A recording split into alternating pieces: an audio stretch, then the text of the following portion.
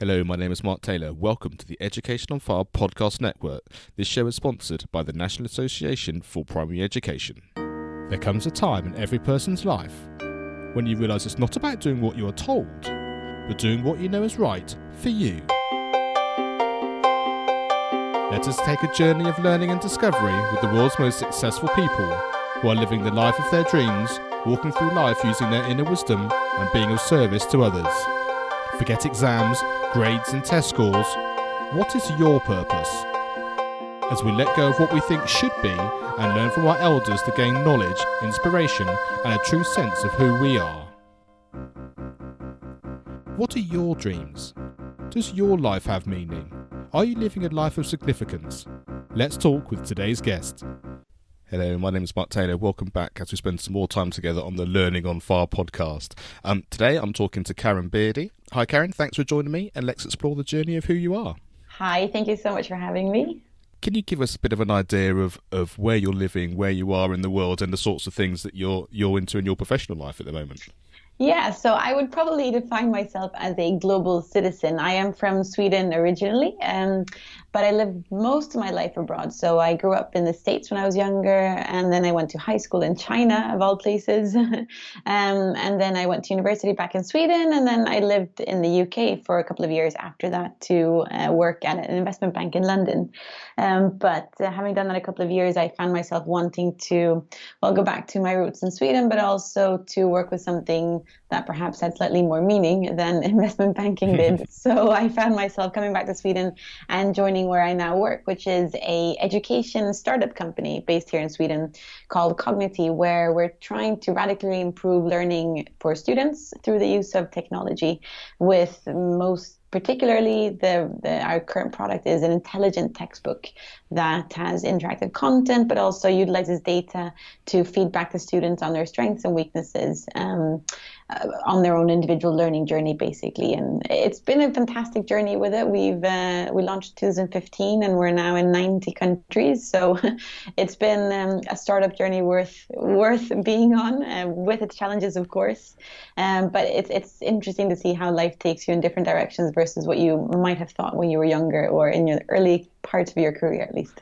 Absolutely. And I think what I love about this sort of combination of sort of a personal interview and the professional background as well is that for those of us listening, especially if we're still at school or we're still in the learning process or education basis, the fact that what you think the system looks like or the way that you learn can be so different depending on your outlook and what you actually come across in your experiences. And that's something which has come across a lot, especially in recent podcasts in terms of how people have actually gone about learning. And of course, with the internet and all those things out there now, the world is your oyster, literally at your fingertips, isn't it?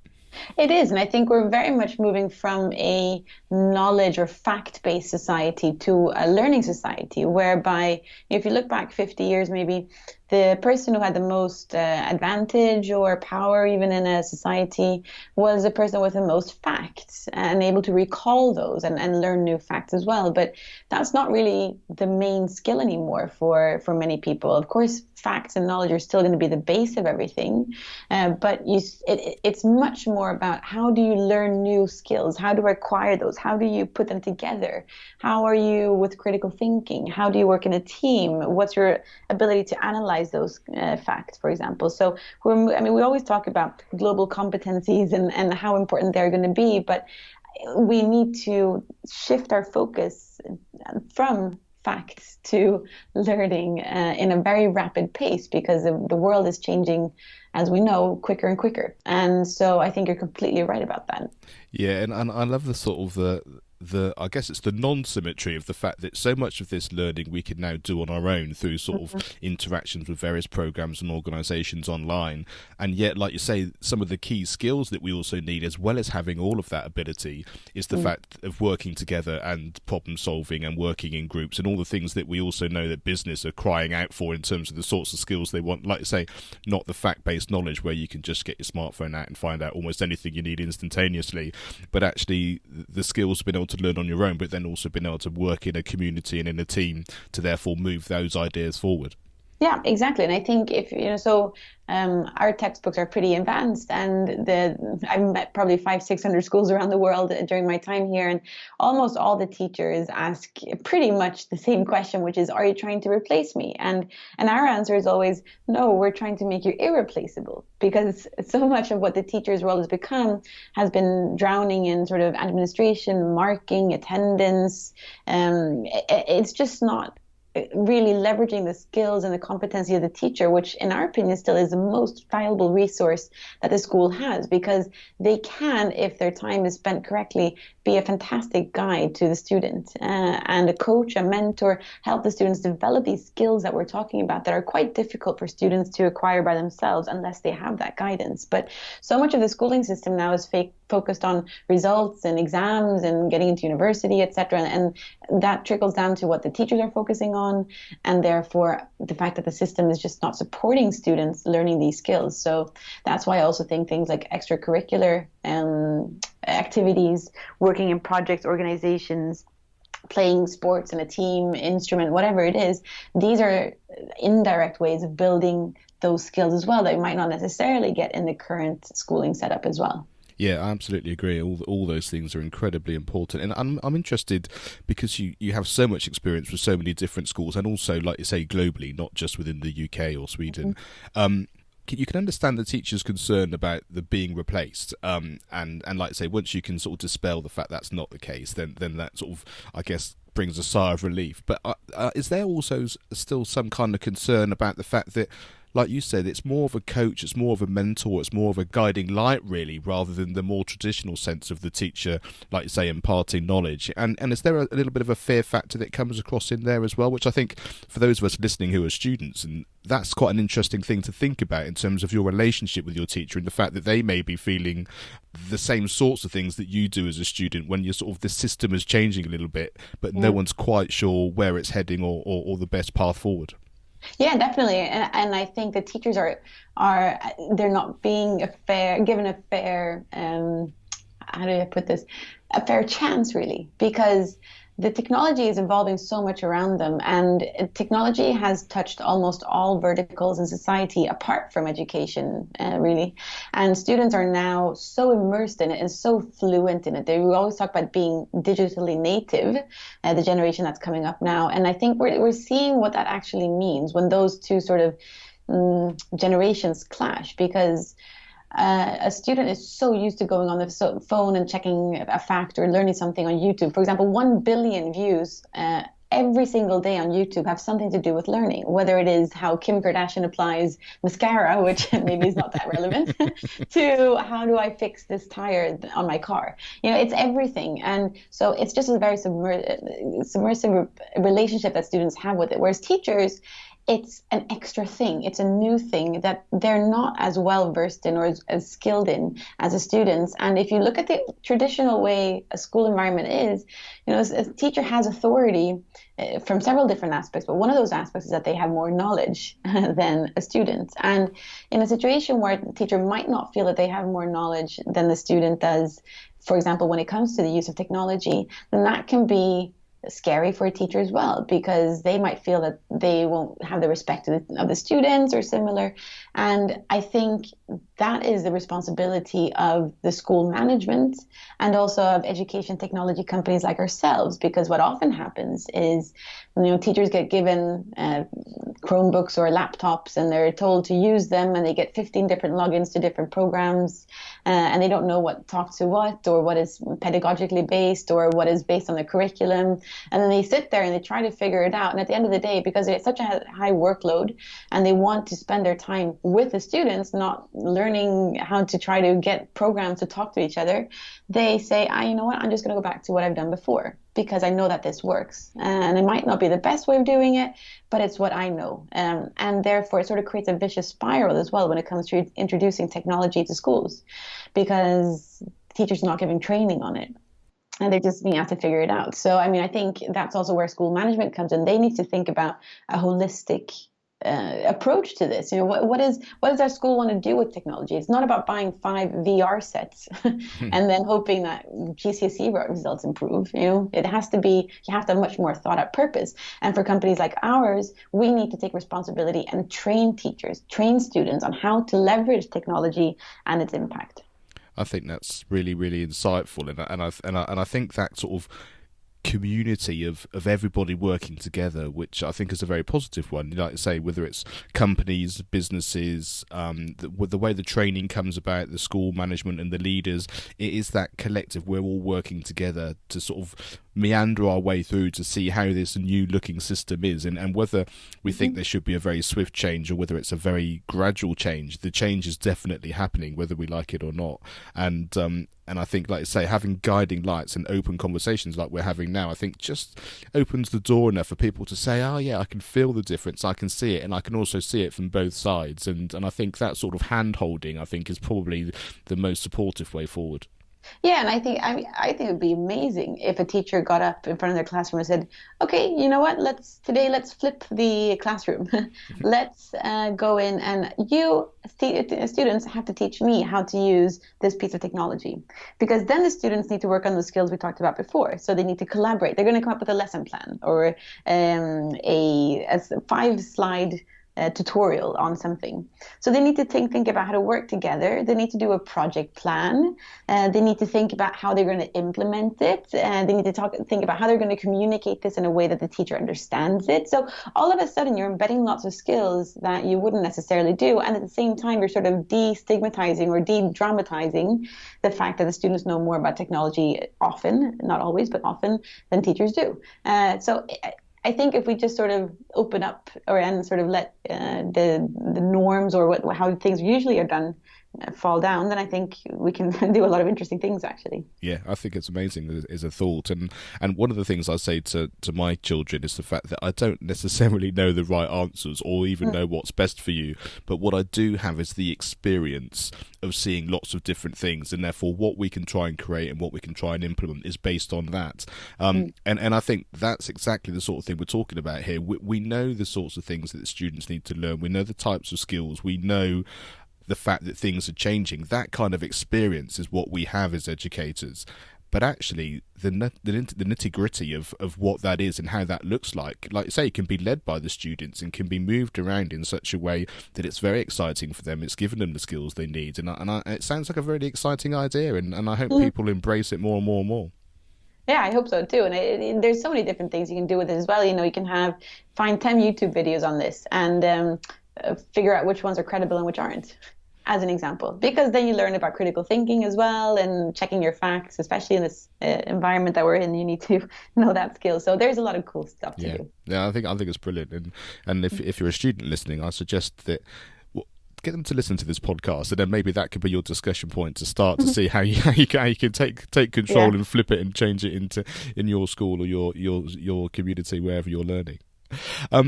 So this question I'm really interested in because of your background, like I say, and all your travelling. But what does your life look like now, and how is it different from when you were growing up? Oh, it's such a hard question to answer, because I've always when I was younger and I was living abroad, I was between 6 and 11 years old when I lived in the States. And then I came back to Sweden when I was 11 and 15, and then to China when I was 15 to 19. So I've seen 3 very different places, sort of socialist Sweden, as it's called, the very capitalist US, and funnily enough, even more capitalist China, even though it's a communist state. And so, the environment has always been that of a changing factor, which I think has shaped my life tremendously, because I think exposing yourself or being exposed to different backgrounds, to different cultures, to different types of states or governments, to different religions, cultures, languages, everything like that, it just forces you to become a more well-rounded, I would say, but also open-minded person, which I realize now is one of the greatest strengths I have, because and you don't, it's so hard to quantify that or put a value on it. But my ability now to see the big picture and to identify 2 or 3 gaps, for example, I think is a direct correlation with the fact that I've been forced to be so open-minded and look at things holistically rather than narrow-mindedly. And so I think my life has taken, in that sense, a different approach because I underestimated that skill. And so I am able to now work in jobs and have friends and do hobbies that I wouldn't necessarily have thought I would have, simply because of that skill that I was underappreciating, if that makes sense. Absolutely, and I think it's a real gift, isn't it? Because there are lots of people when you're growing up, or you see the world through telly and the internet these days. You know there's something out there, but your experience can be very, very small based on the small town you live in, or like say your sort of community around you, and other things are happening, but your experience stays the same. And I think to have that opportunity to actually live in so many different scenarios, to, like I say, gives you all of that understanding, but also you can sort of feel that it can be different. And I hope that as these podcasts go through, people start to hear sort of that sort of correlation of how you can make that different, whether it happens to be reading some of the resources that people share, listening to the stories of everyone's backgrounds, that actually you do have the control to be able to do that yourself, no matter what your limitations. And if you're lucky enough to travel the world when you're younger and study all over the place, then you have that immediately. But also, you, like you say, you can take a little bit of control about how you then implement that in your life. Yeah, you can. And I think just because I saw lots of people in my environment when I was growing up like that who didn't take advantage of it. Who just chose to stay with the same people or same type of people or same people from the same nationality. And I think that's quite human nature in the sense, if you look at sort of human needs, one of the most important or the most prevalent needs is that of security and sort of predictability. The fact that we feel comfortable when we sort of know what's happening. And I myself do that all the time as well. And I don't necessarily, it takes me a while to push my boundaries sometimes, etc. But if I sort of can give a piece of advice, what I'm trying to learn and work with every day is to take active ownership of pushing yourself, because it is really scary not to be surrounded by exactly the same people who think like you and might disagree with you, or think that your views are not what their views are, or might have done things differently. But it's only like that you will grow, and it's when you start to see that you're growing that it becomes super inspiring to grow even more. And so I think it's about, even if you're in just a small town somewhere, you can still have that experience even though you are still in that town. It all comes down to how you approach it. And if you sort of approach life with a learning mindset, and also work, which I've had to do a lot in my life, work with sort of controlling your ego. And I think ego is one of those things that our society at the moment it's going a bit out of control because of social media and how everything's being measured and controlled and compared and everything like that.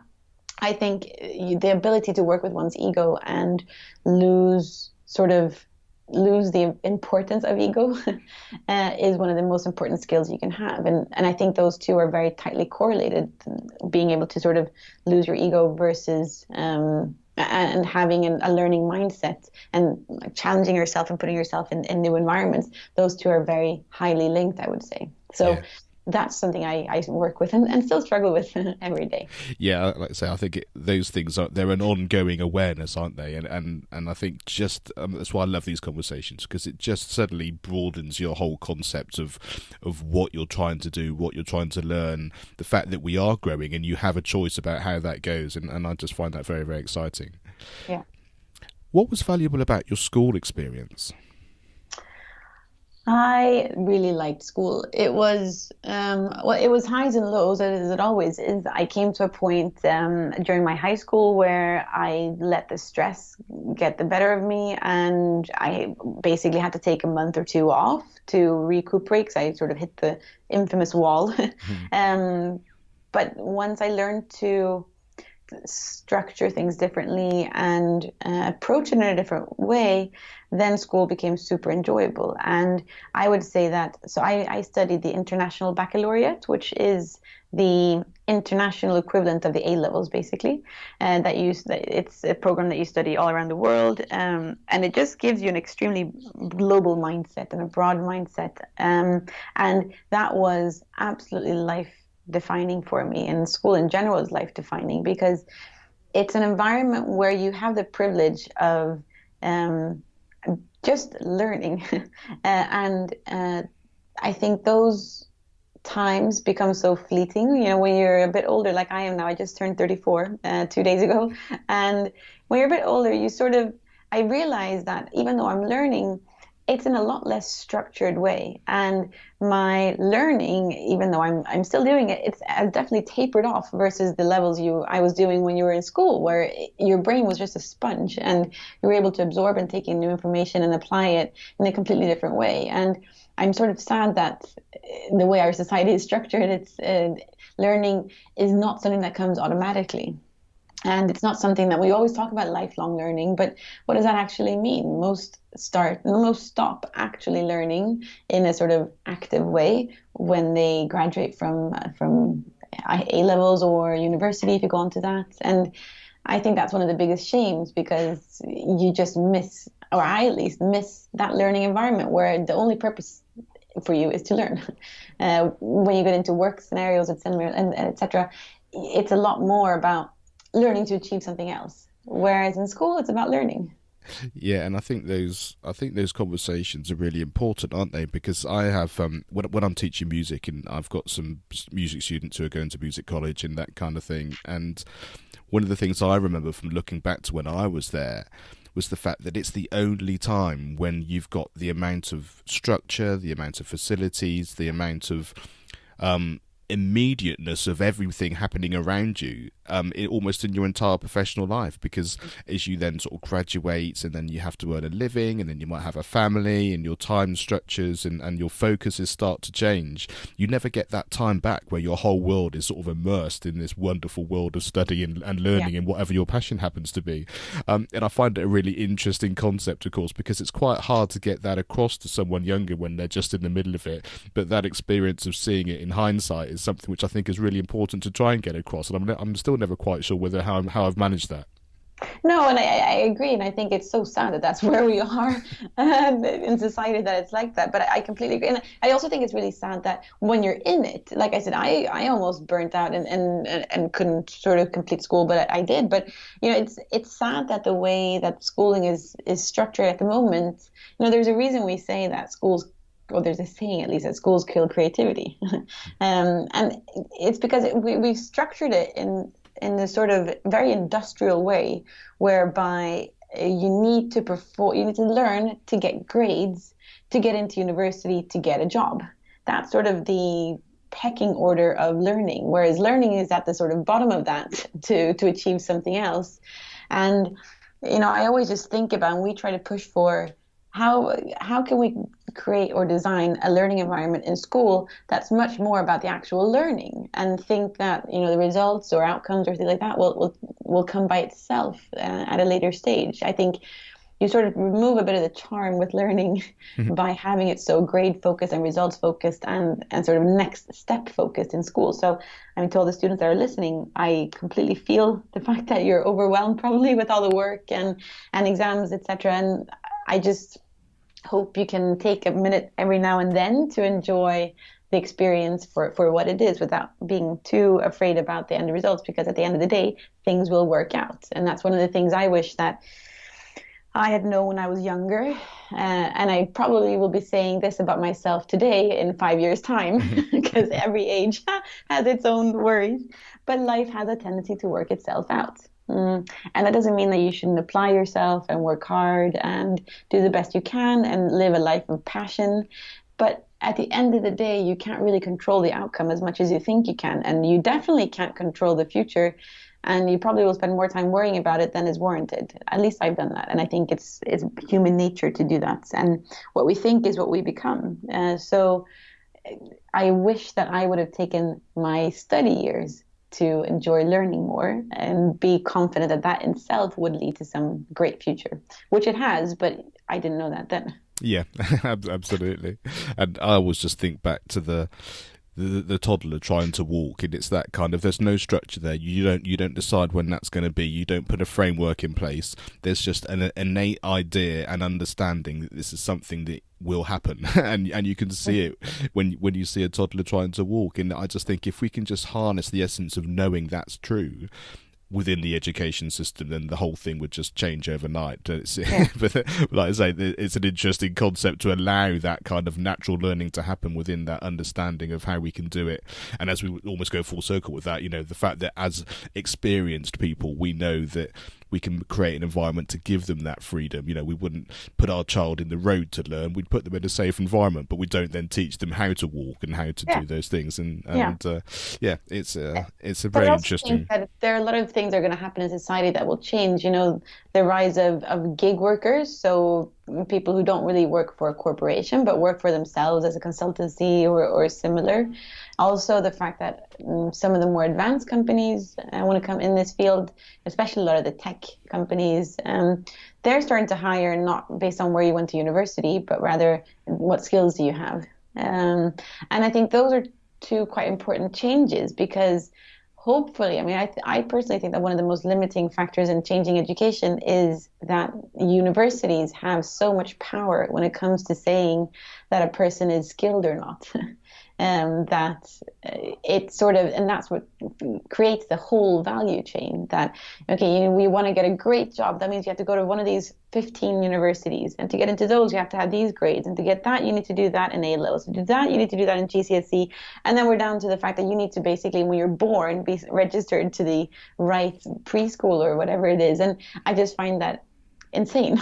Yeah. And what if that social structure starts to change? What if in the future, 50% of everyone is forecasted to work with a gig economy, but work for themselves? That all of a sudden it becomes much more about what skills can you demonstrate versus do you have a degree or not. Same thing with corporations. If companies like ours starts to hire not based on where you went to university, but rather can you pass this test that we have, which is skills based, then the whole structure will change. And I think that's something that today's students should be very welcoming towards, and also keep in mind that having good grades will not necessarily get you the same type of position that you did before, or sort of guarantee your future in the same way it did probably when our parents were growing up, because it's a different world out there. Once again, we come down to the fact it's not about facts or how much you can repeat, but rather how much can you learn and how can you apply that. And if you can demonstrate that in different parts of your life, I think you'll be very well placed to get jobs or to get opportunities in this new modern world that we're living in. Yeah, I think that's right, and I think also that's an exciting thing to listen to, and a kind of a real expanse, and I would say it's like a growth mindset. The fact that anything's possible based on those things, and so hopefully all of us listening to those sorts of wisdom there, you can sort of sense that I can see my life taking shape in some form or another, just by the feeling of what that's like I say, rather than the heavy burden of kind of, if I don't get an A next week, then that's it, my career is over before I've even started. And I think that also, in that sort of more social sense, changes the way that we are from a mental health point of view and how we feel about learning, and then all that's got a positive reaction to it. Yeah, and I think, but don't get me wrong, it does place a lot of responsibility on the individual, because all of a sudden, if we see sort of school as it's not been a conveyor belt, but it's been very structured in terms of how you should go about things. When it comes to crafting your own skills or passions or interests, there's a lot more individual responsibility on a person when it comes to that. No one's going to tell you or force you to go get a hobby that then can become your career. But I think that's where sort of where your focus goes, your energy flows, is a saying. And I think that's so true. Just look at what are you spending your time on? What sort of makes you that a bit more excited. And if you start to find something in areas of your life where time sort of just flies by, well, then maybe that's a sign. And maybe look at investing in that. How can you continue to grow within that field? Are there opportunities in this field? And start to think about those aspects as well. Not saying they shouldn't focus on school, because of course that's super important, but I think there's so many different avenues to look at it. Yeah, it just comes back to that whole community field, doesn't it, of organisation, businesses, parents, schools, all working in a slightly different way, but working together, which I think, yeah, it's exciting for me. I think that there's great excitement and understanding in how that can work. Are you a teacher looking for support to create and develop music in your school? We have created Primary Music on Fire, taking the fear out of teaching by giving you the step-by-step skills and ongoing support you need. If you're a homeschooling parent and would like the opportunity to learn an instrument with your child on our 5-day challenges, all of this is available through Primary Music on Fire. Go to educationonfire.com/primary-music and sign up to the newsletter.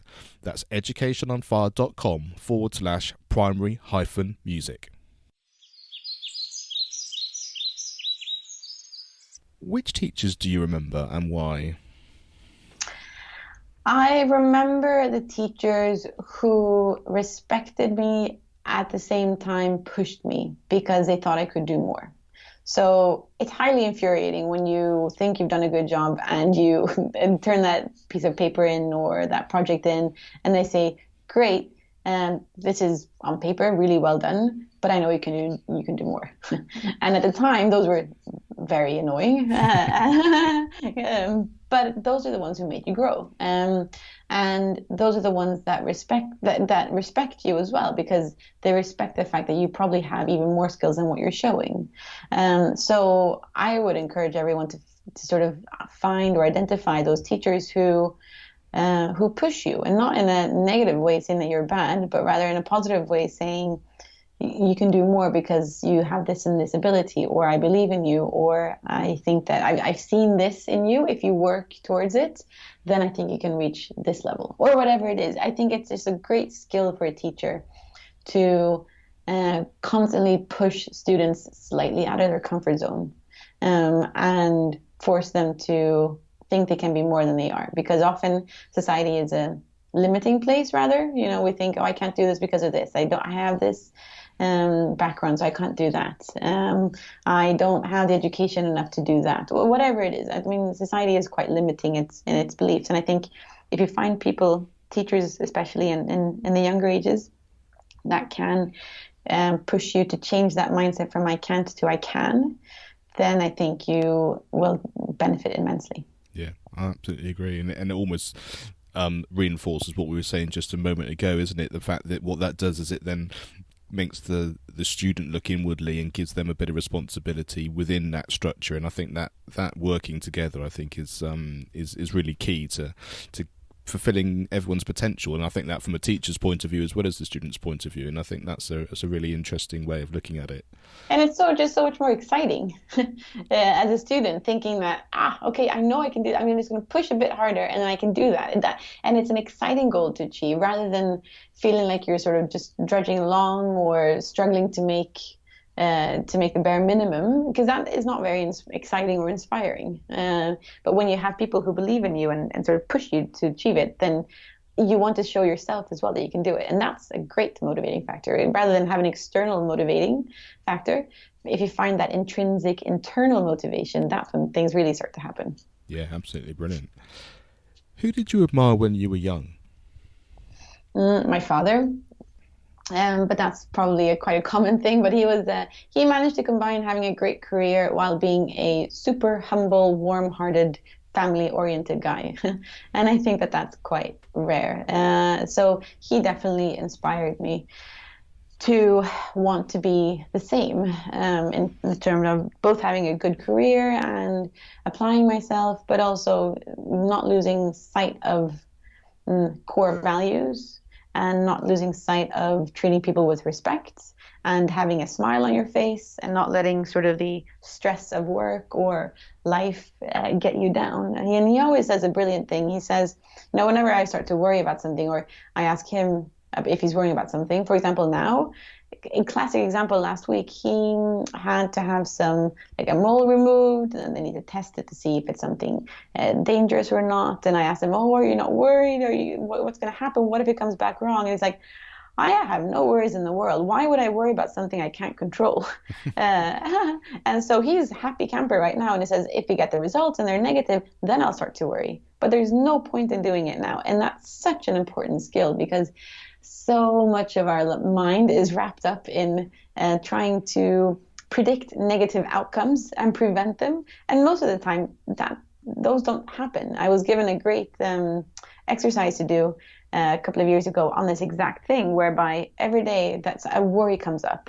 Oh, what if this doesn't happen? Or what if that person doesn't come? Or what if that result isn't good enough? Whatever, all these things you had just going around in your head. I was asked to write them down.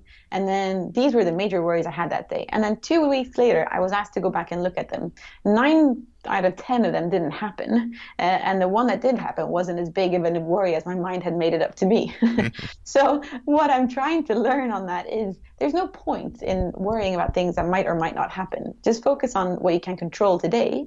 That's the only thing you can work on. And then the rest will come. I think that's right, and I think also the positivity in that as well probably mitigates the chance of anything bad happening as well. Like I say, I mean, you don't know the future, you don't know how things are going to be, but I think that mindset and that feeling that everything's going to happen for the best, or it's working for you, just changes the whole dynamic of how you show up in the world, and that just makes such a big difference in the outcomes, like I say, on a daily basis when you're thinking about all of those things. Yeah. What was the best piece of advice you've ever been given, and who gave it to you? So apart from that we just talked about, I think the best piece of advice that I've been given recently is from a seminar I attended last week in London, which was with Tony Robbins, who some people might know from the Netflix documentary I'm Not Your Guru, but he's basically a life coach, I would say, who is just super inspiring and empowering to listen to. So I definitely recommend him to anyone who's interested in sort of personal growth. But he just constantly reinforces the fact that your brain is so tremendously powerful, and we have the ability to use it much more than we are, because the brain cannot tell the difference between what we think or imagine or believe versus what reality is, speaking of what we just talked about. Yeah. So the exercise he did with us was, imagine, so there was 12,000 people in the room, and he had us all close our eyes. And you guys can do this now as well, but close your eyes and imagine that you have a lemon in your hand. And you take this lemon and you put it to your mouth, and maybe you just lick it a bit in the beginning. And now imagine that you're taking the lemon in your mouth and you're biting into it, and the juices start to flow around in your mouth. And then you take an even bigger bite of the lemon and you start to chew it maybe, and you feel the lemon really just filling your mouth. Now, how many people are salivating right now? And I'm salivating talking about it. And this is probably the 5th time I do this exercise. And in that room, 12,000 people's hands went up. But no one was holding a lemon, and yet everyone was salivating. And the reason he did that was just to get us to realize that the brain believes what we tell it. And if you can start to leverage your mind in a positive way, in an empowering way, in a believing way, then what you can accomplish is so much bigger and so much more than you think is possible, because you're tricking it in a positive way rather than the standard, which is tricking it in a negative way. So that's the best piece of advice I've gotten, that to start to really critically examine your thoughts and how limiting your thoughts are often, and thinking that you're not good enough or things like that, which is something I've done for a long time in my life, and changing that. And if you start to change it, you start to believe it. And if you believe it, then it becomes a reality. And therefore, you can all of a sudden achieve things you thought were impossible just a couple of weeks or months ago, just by changing what you're thinking. Yeah. And like I say, I mean, almost everyone listening is going to can taste that lemon Yeah. by having listened to you talk about that. And I think for me certainly as well was the fact that you can feel the power of that. Or now I'm very aware of exactly what I'm thinking in that moment, and it Yes. opens the door to but what am I thinking when I'm not thinking about it? And like you say, those negative thoughts, you then see them for what they are, and you can understand it. You're reinforcing all that negativity possibly as well as the positivity, and actually just being aware of exactly where you are in your thoughts and what you do believe about yourself. And then you think, and now the world really is my oyster, because I can make that change because I'm Yeah. just aware of it, and I can make that difference in my own life. And it's hard. It's super hard because our brain is still, we've gone through years and years and years of evolution, but our brain is virtually unchanged versus what it was when we were hunters in the savannah many, many hundreds and thousands of years ago, whereby we always had to be on constant alert to see if there was an animal going to attack us soon. So we were constantly living in this period of stress and anxiety of survival, but we're no longer in that. No animal has attacked me as far as I know, and I don't think there's a risk when I leave work today that I'll be attacked. But yet our brain is wired like that, to constantly anticipate the fears and anticipate what could go wrong. And that's what we need to try to actively take control over. And what advice would you give your younger self? Yeah, we've talked a lot about it, but trusting and belief that life will work out in whatever way possible, or in whatever way is right for you. There's been so many periods of my life where I thought, well, especially in areas of life where it's easy to compare. And we've touched upon many of those, but how good your grades are, how quickly you got your first job, how quickly you get married, how quickly you have children, how much money you're making, how big your house is, how much did your watch cost. All those things that are just, in a sense, absolute and relative at the same time, are just because something is good for one person does not mean it's good for you. And just because you see one path to what you think is happiness does not mean that it will make you happy. And something I was told is, if you look at often what we do, we look at something else or someone else and we build up a mental image of that person's life must be perfect when they're on holiday in some fancy place that you want to be, and you think about all the great ways that their life is perfect versus yours. And what I was taught to do is say, okay, but you can't just switch one part of your life. Look at the holistic aspect. Would you want to, so say you're envious of your friend's, vacation that they're taking. Would you want to change your entire life with that person? So take on all the things that they have that are good, but also all the things they have in their life that are not so good. And when I started doing that exercise, I realized most of the time I was pretty happy with the life I was leading. Because yes, there are of course things that I wish I had more of, or I could do better, or things like that. But when I looked at the life I was leading holistically, there were actually very, very, very few people in this world that I wanted to change life with. And that became quite a comforting fact for me, that I'm on the path that I'm supposed to be. And the aspects that I want to improve or change, I have the power to do that. But to sort of be accepting and mindful of the path that I'm on, and that's the right one for me, and trusting that things will come in the right time and in the right way to suit my life. And not then forgetting your own responsibility in it, but trusting that another person's path is not necessarily the right one for you. Yeah, I think that's really, really key and really, really important. And the thing I like that you just touched on there towards the end was the fact that the timing of it and how it works out is something which is so crucial. And I personally find myself being quite impatient about lots of things, and just being able to take a deep enough breath or step back enough to actually see the bigger picture, to think, now. And I guess that comes with experience as well, doesn't it? When you can sort of see around it, and some of the things that you thought didn't happen that you should have done, or a negative experience which turns out to be the best thing that ever happened to you, is just something is really key to understand. It is, yeah. And I think one other thing that Tony Robbins said a lot was, his life sort of motto is to take the worst day of your life, or what you think is the worst day of your life, and make it the best day.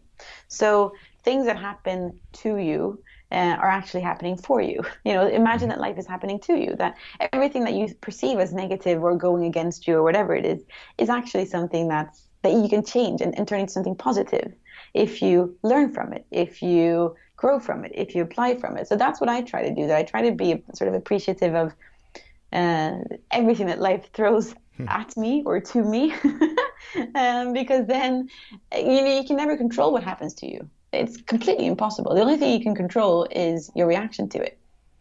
And so if you focus on that instead, and like you said, making your worst day your best day and turning that into an advantage, then you will get far more fulfillment in your life, and you'll probably get further as well when it comes to goals or whatever it is, if you have that mindset versus one of thinking that life is against you.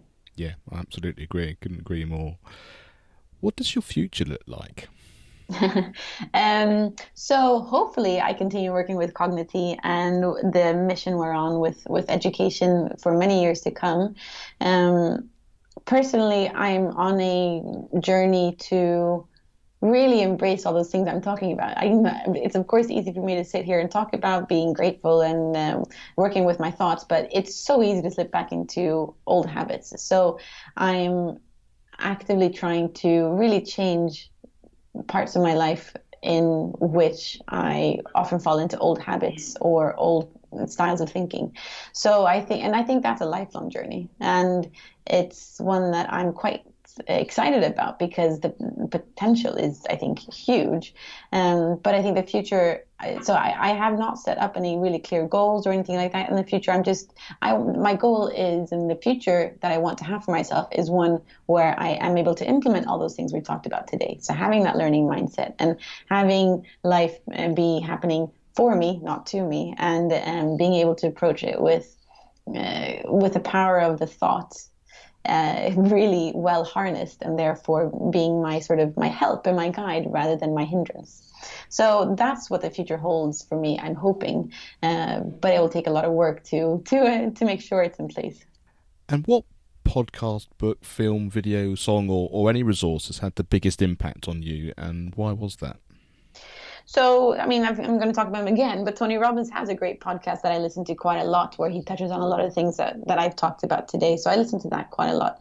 I listen to a lot of other personal growth podcasts and resources and read books. So people like Tim Ferriss has a great podcast and also a couple of great books. He's written 4-Hour Workweek, for example, and Tools of Titans, where he's interviewed lots and lots of successful people to try to distill their habits into sort of bite-sized format. So I listen to a lot of those things that have to do with personal growth because that is only your responsibility. And I find it very hard to work with otherwise unless I'm having that coach or mentor through the podcast format. And apart from that, I also do and listen to a lot of things when it comes to yoga and meditation, whereby I just find that to be a good forum to clear your thoughts in your head and sort of ground yourself again, and especially working with your ego that we touched upon before. But I think that finding places where you can balance out your ego a bit, and for me that is podcasts about yoga or doing yoga even,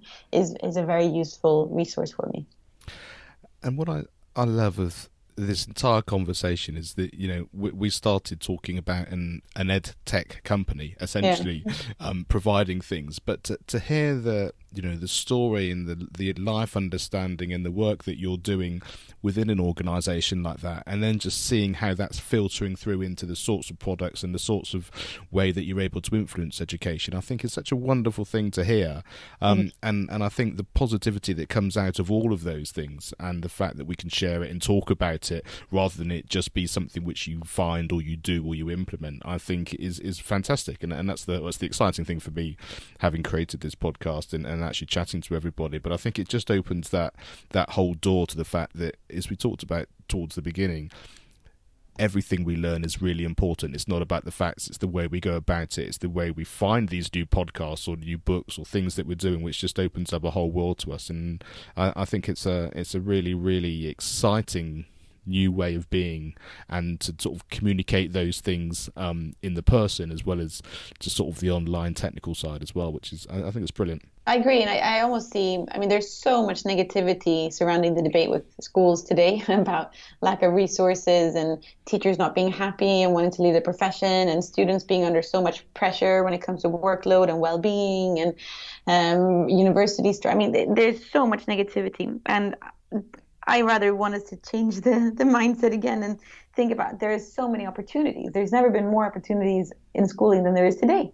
And for us to become empowered learners, we have so many more opportunities now than I had when I was in school, and especially when I compare it to my parents, for example. So I sort of try to take responsibility for bringing a positive message to education, an empowering one rather than a negative one, because I think once again, it's about mindset, and there's so many things we can do differently and positively if we all take sort of individual responsibility and open ourselves up to the opportunities. So I'm glad that that's come across today. Yeah, absolutely. I think it's a wonderful thing for us all to hear, and I hope everyone gets as much out of it as I have. It's been a fantastic conversation. So if people want to find out more, what's the website, what's the social that people can contact you on, or find out more about what your sort of day-to-day life is looking about? Yeah, so you can, of course, follow the company. So it's Kognity with a K, so kognity.com, Kognity.com. So that's, of course, about the company. I'm on LinkedIn, so you can just send me a message there. I'm sure you have my full name there in the podcast bio, so just reach out there. And I also have my email that you can send an email to. So I'm very open to having these conversations and seeing what people think. That's fantastic. Yeah, and if you go to the show notes of this podcast, if you go to educationonfire.com and just write Karin in the search bar, the whole of this show notes will come up with all the links that we've been talking about, which will be incredibly interesting for you to be able to just click through and explore more. So thank you, Karin, for sharing your wisdom and allowing us to learn from your wonderful experiences. Thank you so much for having me. It's been an absolute pleasure. Thanks for listening to the Learning on Fire podcast. For more information, please visit educationonfire.com and follow the links from the homepage.